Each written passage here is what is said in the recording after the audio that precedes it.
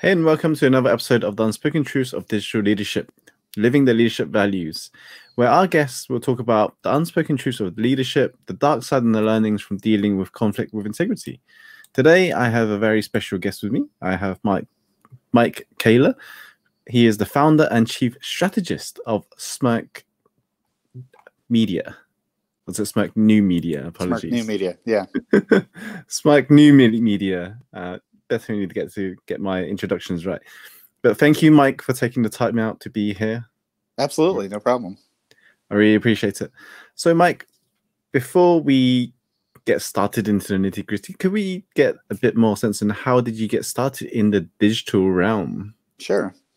Yeah, so I was in journalism for a long time. You know, that was my first job when I was a kid, was covering high school football games, and became a print journalist all through my college years. And then for about 15 years after that, and I was sort of the guy in the newsroom who figured out how to use the internet before everybody else did, and really started looking at how we could integrate digital, social media, really online storytelling to add to what we were doing in the print product.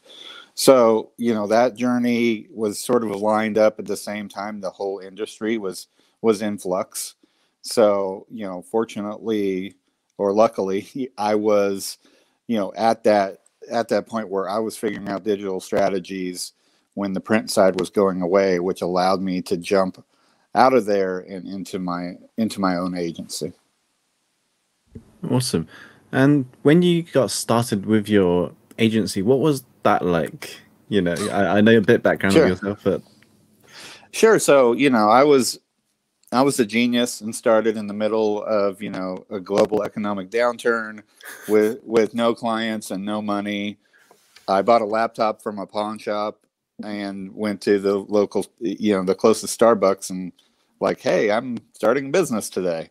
But you know, what was good is that in the last couple of years before that, you know, when Twitter and social was really getting started, I just sort of created a really great network for myself.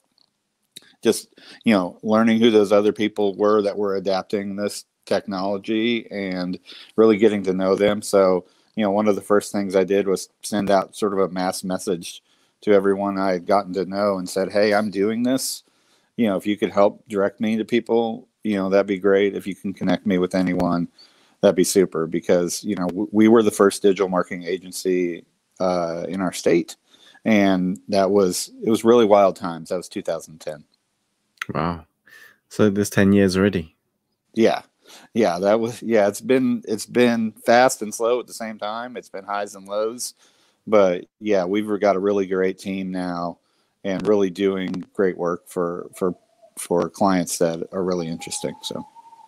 And what was it like for you when you started building your own agency, when it's just by yourself, you know, handling with clients and strategy, management, accounts, everything? It was stressful. It was frustrating at times, because when I first started, it was like, I always tell people it was like being a missionary sent to another country. Is like you have to explain to people what it is that you're talking about, and then ask them to give you money for it. And so that was it was a lot about, you know, training the community about what digital marketing was all about, and also, you know, figuring out what that sales strategy was going to be.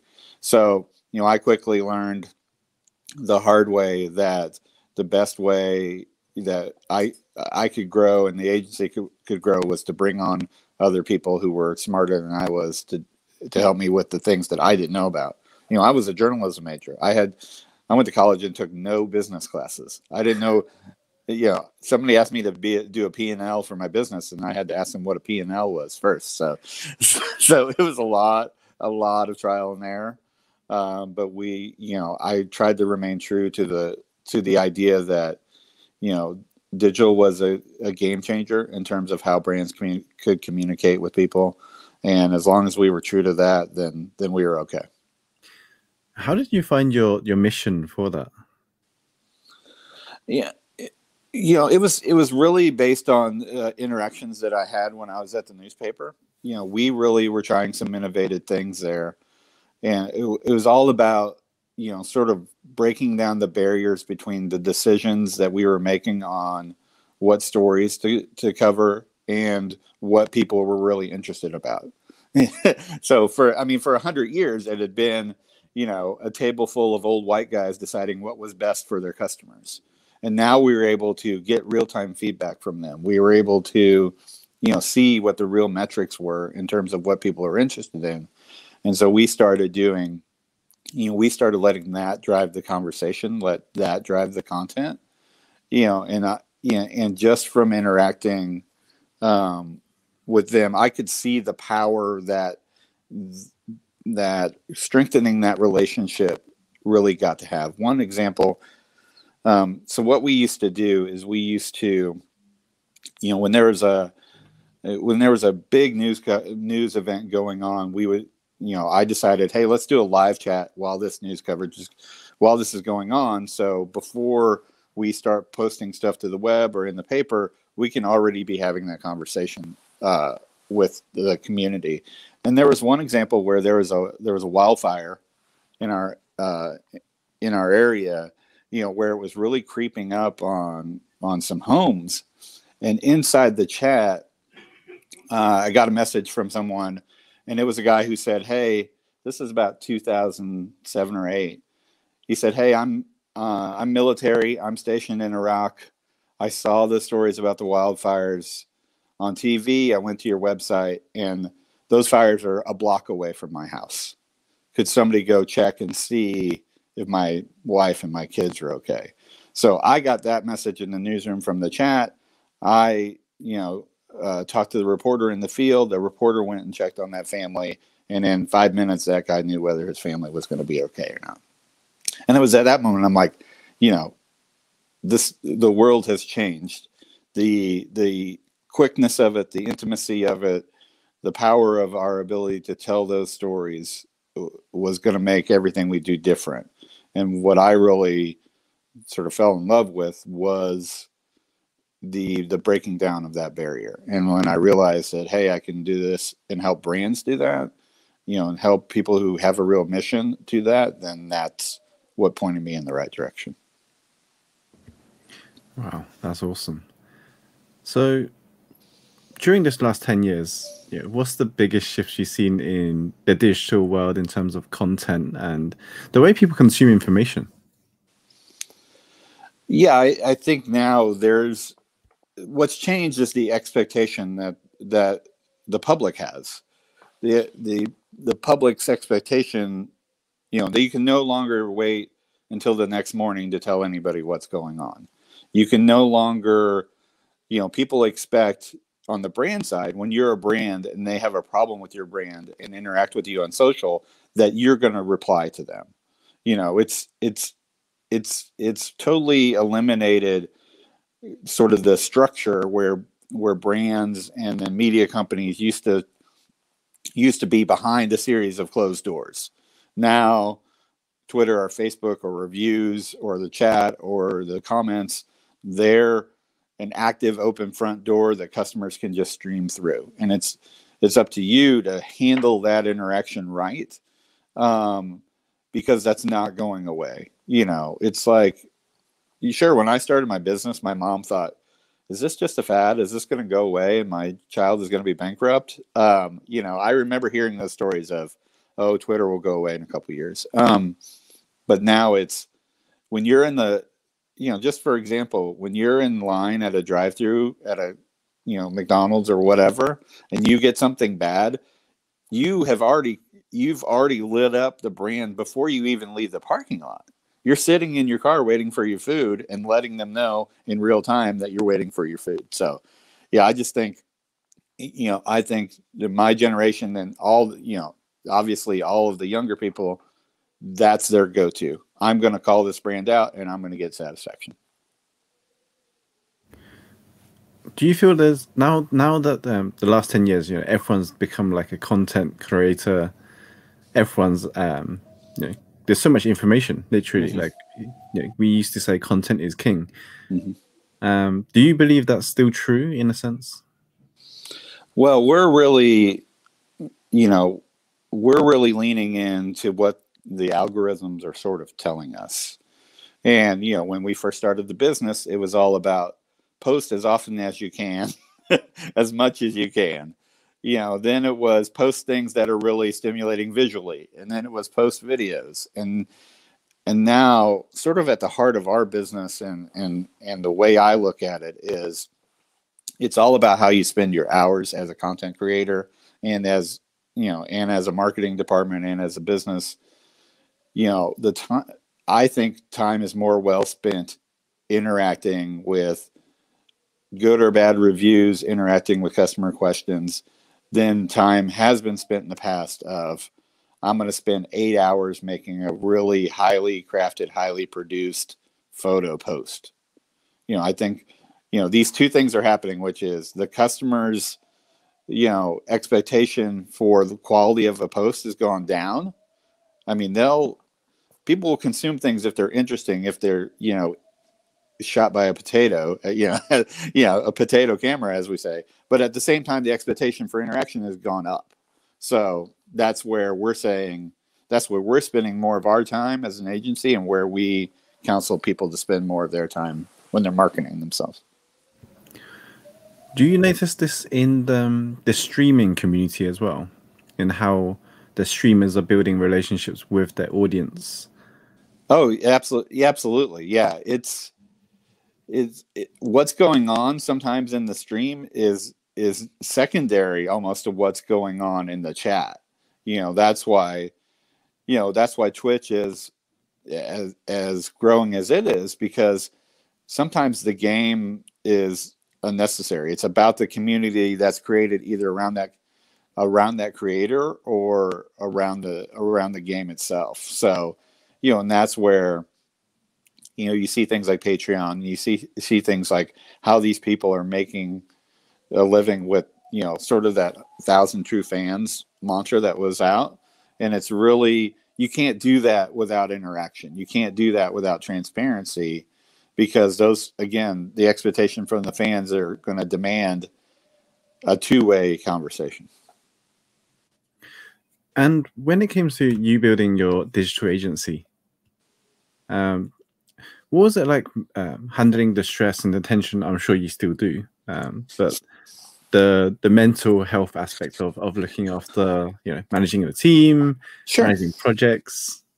Well, that was, I'm very open and upfront about that. Was okay for a while, and then I fell off a very steep, very deep cliff when I couldn't handle, doing all the work.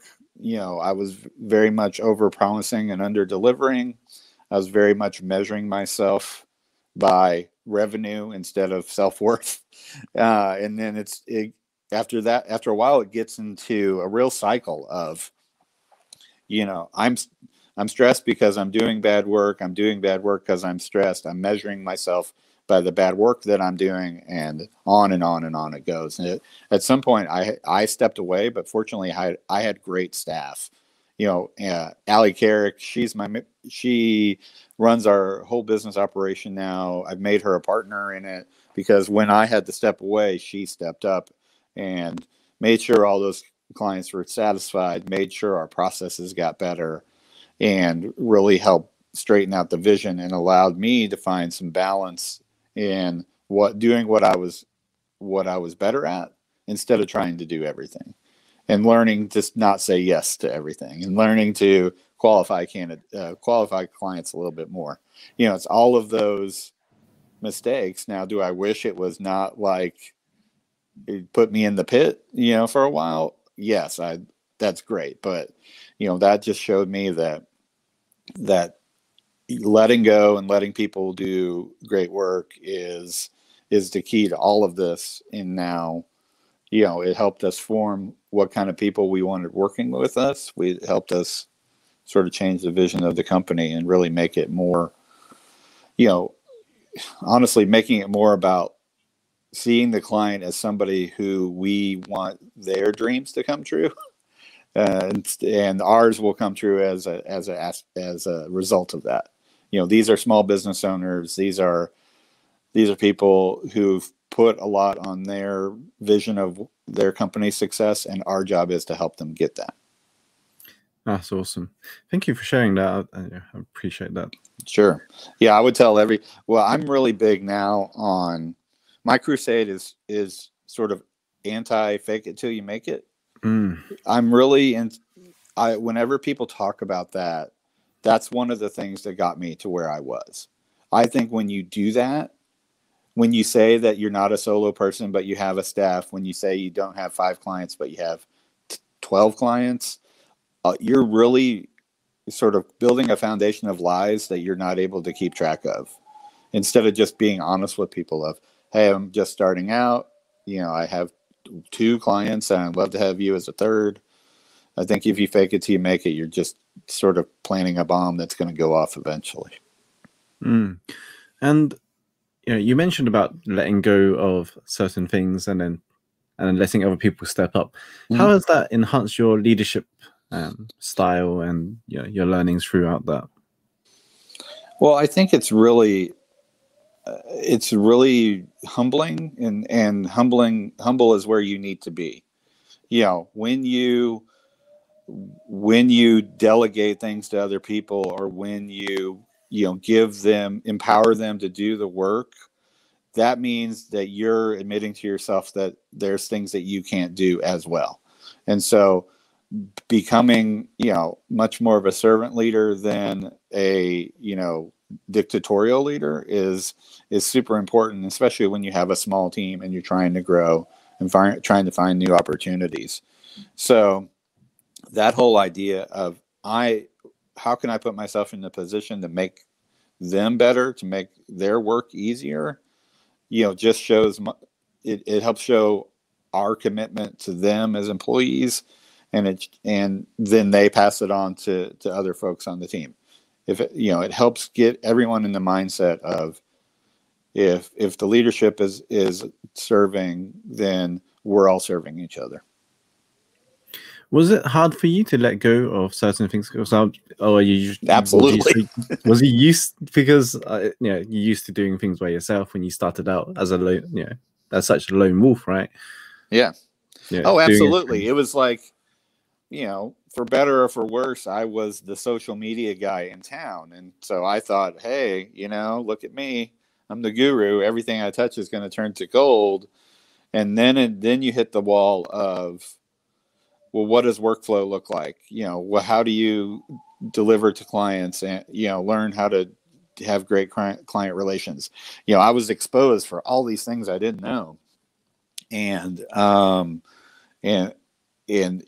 admitting that is, as they say, admitting you have a problem is the first step. And so after that, I quickly found out where the holes were in me and where I needed to help fill those. What was it like going through, uncovering the holes, the things that was holding you back? It was really scary, because for me, there was a lot of avoidance there.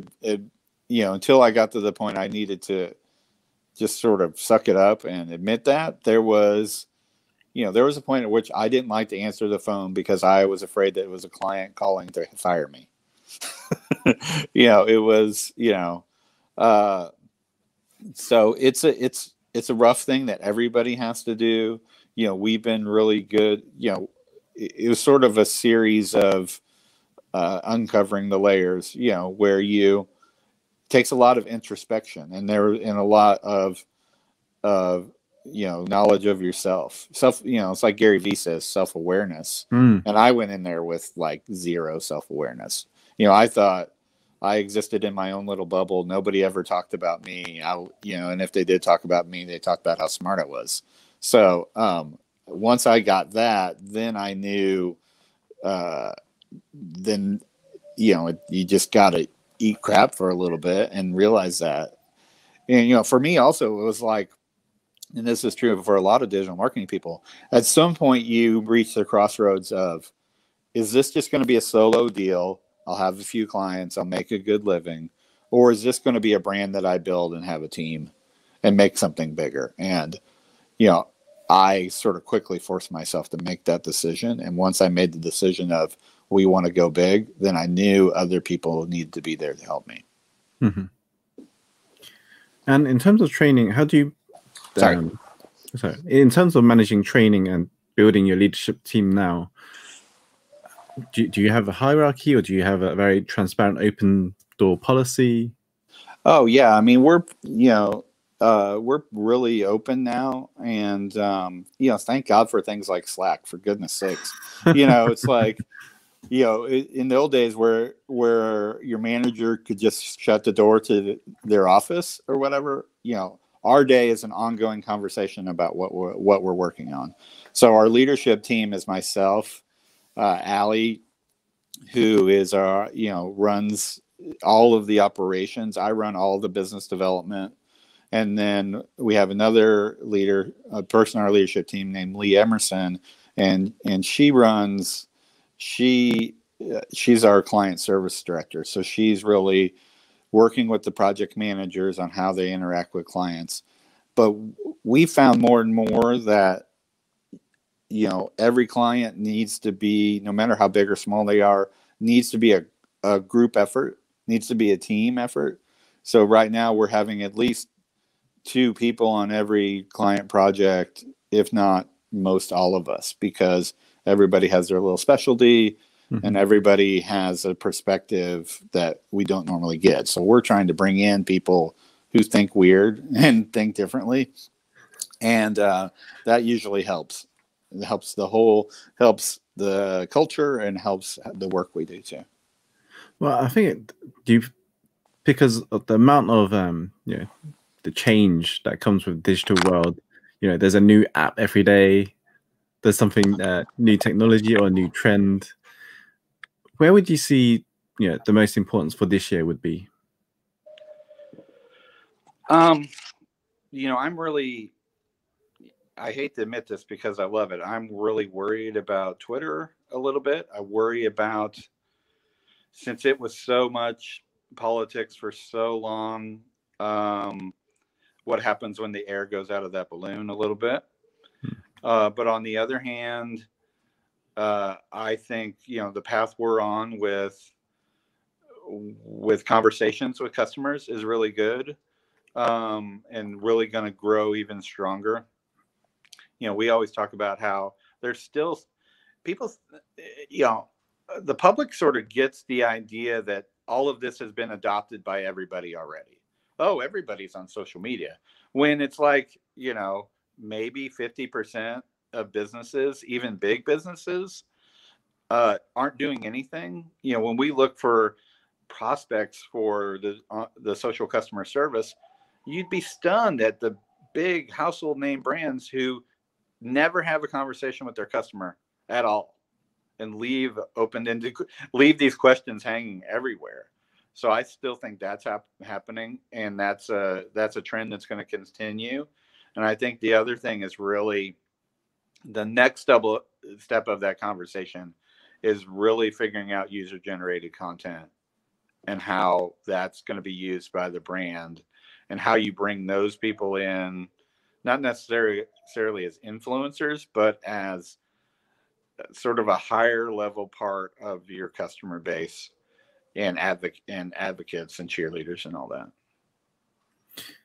And for building those relationships, as well as in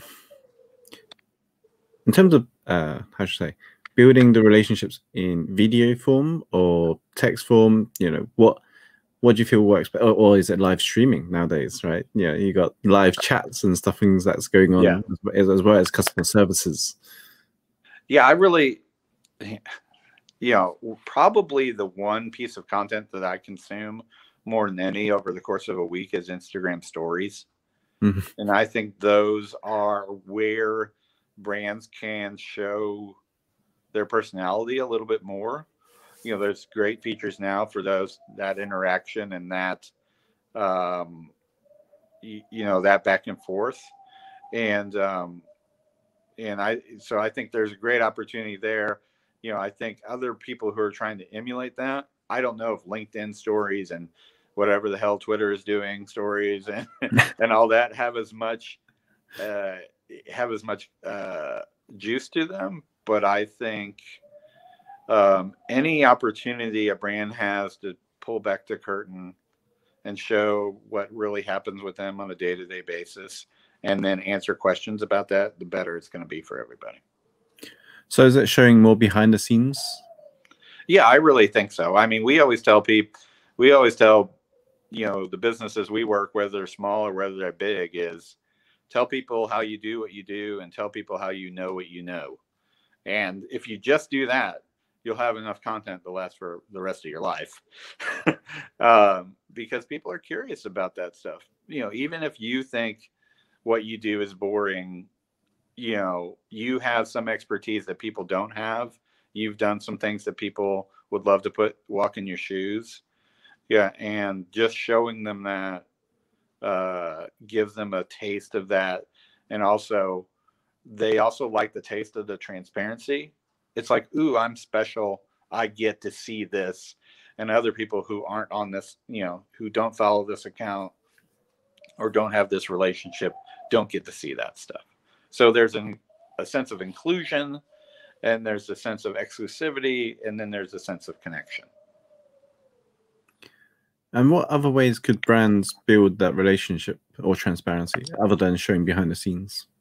Well, I think it's, we're actually working with a new national client who's sort of asking all of these questions because, there's some brands that have used, have gone and spent big money on a single influencer with the expectation that that influencer will push their audience to the brand. And that happens a lot, of course. But sometimes it's like, that doesn't necessarily mean they become your fans. They're the other person's fans. So we've been thinking, to me, it's how can you get to the point where they can self-identify as we're fans of this brand? And what does that mean if we're like, the intensity level is different? Singers and entertainers do it all the time. Lady Gaga has monsters, and, Mariah Carey has her people, these devoted, super devoted people. And how do you do that with a brand? I think some of that is asking them, using them as almost a focus group, bouncing ideas off of them before they get down the road, and then giving them calls to action too. Not sales calls to action, but like, as fans of our brand, here's something you can do in your community. As fans of our brand, here's the values that we have. So the sales of it is way down the road, but it's more like, how do you get them to identify with you and feel like they're a part of everything that the brand does? So is it more communicating of their values? Yeah, I think so. I mean, I think it's, it's really turning down the volume on very salesy content, very transactional stuff. And it's more about, what does your company culture look like? Why would they want to have that relationship to you? And what great content can you share with them? And so any of that where you can make them smarter or make them a more valued customer without actually asking them to come into the store or whatever, then the better that's going to be, without coming off really disingenuous. And we've seen brands do that too, of, all, like, the first half of last year was all over sentimental, hey, we're part of the pandemic too, brand stuff that didn't necessarily hit like it could hit. It was just like, hey, we wiped down the counters now, and we didn't before. It's really about more than that. So what I want more curious about is, what other steps could brands communicate further in their message and maybe their voice, or what they stand for, probably? Yeah, absolutely what they stand for. And some people are wary of that. And there was a lot of bad takes last week, even of, you know, the, I forgot what I saw. It's like, you know, some food brand takes a hard stance against the insurrection on the day of. And we're like, you know, take a breath. But, but I think it's more, I think if they can talk more about their employees and their culture, you know, here's Bob, he does a great job for us. And here's how he does a great job for us. And here's what that means to you when you buy our product. That means Bob helped design that, or Bob helped package it, or whatever. You know, it's, you know, sometimes when I'm trying to get my kids' attention at the dinner table, you know, one of the exercises is think about all the people who had to do work in order to get this food to our table. You know, somebody had to grow it, somebody had to pick it, somebody had to put it in a truck, blah, blah, on down the line. And I think brands can almost do that with their customers. Think of let us tell you the story of all the people that were part of getting this product that you love to you. You know, and that can be really short term, like a restaurant experience, or it can be very much involved in that if you're a national or international brand. But it's, you know, it's people love to relate to other people, you know, and then using that as a format to ask them about what they do and why they love your brand and how they use it. I think that creates a story cycle that can just keep getting refreshed. So most importantly, it's still this never gets old, because I think this is the one that still has the most impact. It's about telling stories. Oh, absolutely. Yeah, and that's where, you know, that's where when I bring, you know, when we hire people who were journalists, or we hire people who were in storytelling type jobs but weren't necessarily digital marketers, you know, I can teach you how to, you know, schedule posts, but, you know, it's harder to teach how you interact with the client and then how you tell their story. Yeah, absolutely. And for those that I want to, how should I put it, learn about how they could communicate their story better, do you have a sort of strategy that you go through? Yeah, we have what we call the content conversation. And it's really forcing them to tell the story of their business beyond sort of businessy buzzwords and language. It's like, you know, everybody who's, you know, especially in the small to medium size, there's a guy who one day, just like me, sat down and decided, hey, I'm going to start this. And so I usually use my own story to get that out of them. What was that last day like? All the questions that you have asked me, I'm asking the client in order to peel those layers out of them and find out why they do it. What do they take pride in? You know, what is their definition of a happy customer? How do they make themselves smarter every day? And you get these little tidbits. Like if you just talk to a brand, you know, either the owner or the marketing people or the people who make the products, if you just ask them, what do you do to make you better at your job every day? Then you know what that list is? That's the list of where you can go and of content that you can curate, because you know there's a relationship between the brand and that kind of content. And so it's just like that. You know, it's just some of these people, you know, I always tell a funny story about people not understanding, overcomplicating what they think content is. I went and spoke to a group of pastors one time, and this was in the early days, and they were sort of befuddled by all this, you know, and they're like, what content should I'm just a pastor. What content should I put out every day? And I'm like, look at your desk. You literally have, well, first of all, there's a big book that you read every day that you might want to use for some content. But just look at your, you know, most people I just say, look at your desk. There's 10 magazines over there. There's, you know, notes that you've written in-house that you could share. There's all this sort of stuff that's all about, it's all the pieces that add up to your story. And for those that I'm more curious now about how you manage your day as well, and how you manage yourself. What kind of habits do you have for setting yourself up before you start your day and stuff? Do you have any habits or exercise routines that you have? Yeah, I mean, I've become sort of an early riser. I'm trying to get up. So we have 3 kids, and the time between they're out the door at 7 to go to school. So the time between 6 a.m. and 7 a.m. in our house is pretty hectic. So I'm trying to get up more in the 5 range. Have some meditation habits to do. Have some devotional that I do. I have a file in my email that's just where all the newsletters go, and have some set aside time to just read that stuff. And I'm sort of really, I live by the calendar. So, what it tells me to do, I do.